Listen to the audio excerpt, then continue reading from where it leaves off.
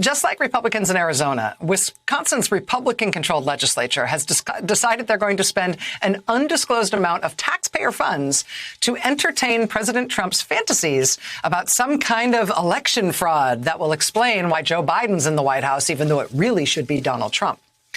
In Wisconsin, though, the way they've decided to go about doing it is weirder than anything we've seen in other states so far. According to reporting from the Milwaukee Journal-Sentinel, the Republican Speaker of the Wisconsin Assembly has hired 3 former police officers to carry out an investigation to, quote, investigate aspects of the November election. Quote, Assembly Speaker Voss said he was giving the investigators a broad mandate to spend about 3 months reviewing all tips and following up on the most credible ones. The officers have reportedly also been given subpoena power. Over the weekend, the Journal-Sentinel dug into the background of one of the 3 officers hired by the Republican Speaker. His experience in investigating voter fraud includes him writing a bogus report on alleged voter fraud in the 2004 election that a federal judge later declared not trustworthy. According to the Journal-Sentinel, that officer used his own funds to pay for copying and binding some copies of his bogus report, which he then delivered himself to the heads of the state Democratic and Republican parties. His boss then banned him from visiting the polls on Election Day in 2008, after which he quit the police force to go work for a Texas-based Tea Party group that sends conservative partisan poll watchers to the polls on Election Day, and that has been accused of intimidating minority and Democratic voters.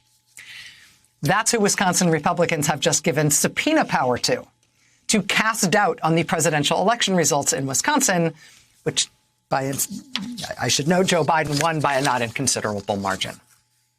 Joining us now is Ben Wikler. He is the chairman of the Wisconsin Democratic Party. Mr. Wikler, it's nice to see you. Thanks very much for joining us tonight. It's great to see you, Rachel. Looking in from the outside, this feels both in keeping with what we've seen in other states, including Arizona, and it also feels weirder and smaller. Can you tell me whether or not that's an appropriate impression, or is there something else I should understand about it? So I think you're right that it's weirder. It's very much in keeping with Wisconsin in 2021, but it's not smaller, because the difference between Wisconsin and the other states where Republicans are trying to trump up these sham investigations is that Wisconsin's been the tipping point in the last 2 presidential elections. And the other difference is that we do, as you said, have a Democratic governor, Tony Evers, who can actually veto Republican voter suppression bills. So this is about one thing. It's less about trying to relitigate 2020. It's more about trying to help Trump steal 2024. And if Republicans manage to build up this suspicion, and then if they win the governorship, they'll pass voter suppression bills to tilt the vote in 2024, which is why we're obsessed with re-electing Tony Evers in 2022 so that they can't carry out this dastardly plot.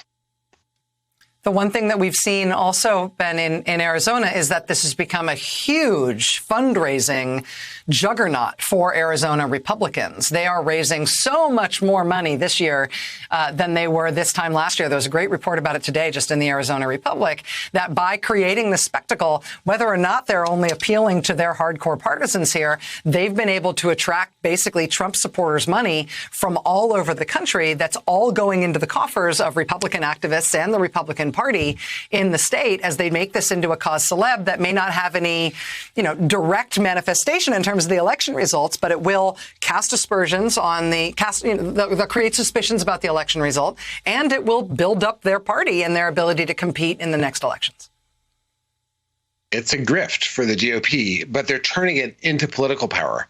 And the important thing is that if you believe in democracy, if you believe that everyone should have a say in determining self-government in our country, you've got to support the folks that are fighting for democracy. In Wisconsin, that means going to wisstems.org or going to tonyevers.com, chipping in. We're hiring organizers literally right now. You can find the application page on our website to make sure that across the state, we're talking to voters about the fact they do have voting rights, that they can request absentee ballots. Republicans can't shut that down, as much smoke as they like to kick up.